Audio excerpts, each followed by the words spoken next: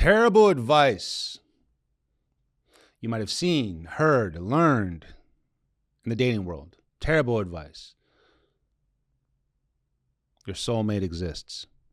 Your soulmate, Who and what are we talking about here? Your soulmate exists. Why is that terrible advice, you might say? Why is that terrible advice? Well, there's truth to it, but I want to add something to it. Soulmates exist. Soulmates exist. There's different times and different chapters of your life where someone might feel like a soulmate to you. Could be the childhood, high school love, your college sweetheart, maybe, the married significant partner you had a family with, but then you got divorced, or maybe even someone you meet later in your years of retirement or being a widower.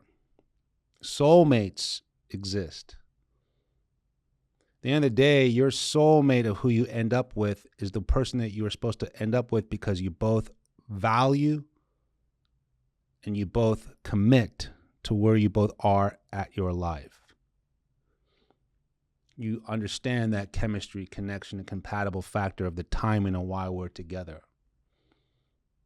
So sometimes that one word, soulmate, or that advice from a caring person or a friend or a love friend or a love relationship says your soulmate exists. Sometimes that might put a little pressure on thinking there's only one person in my life who's ever going to love everything about me. But the truth is there's probably been a couple. Those younger relationships, or maybe someone who got away. Maybe even a friend became a soulmate. My point is I want to elaborate to the fact that it's not just one soulmate exists. There's soulmates that exist in your life.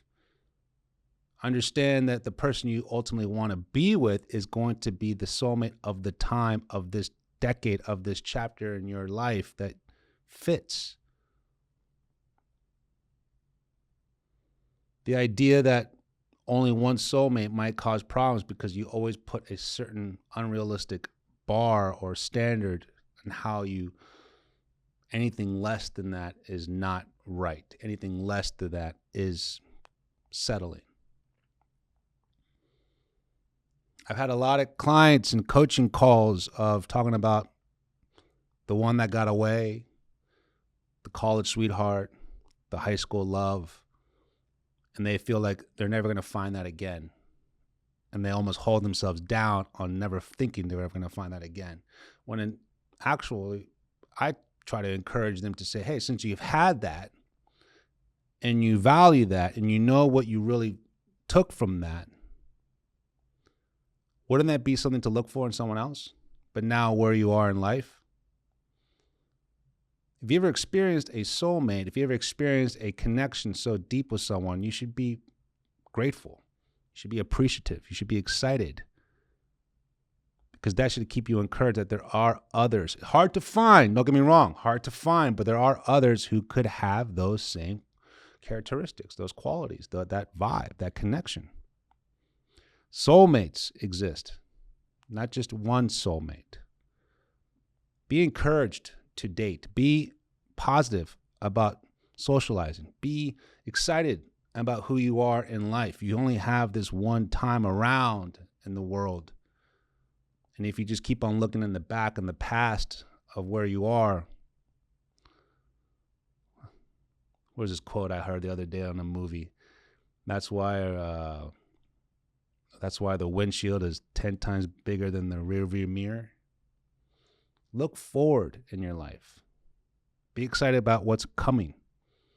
And use what you've learned from the past, good or bad, to be encouraged, educated, informed on what's going to happen to you.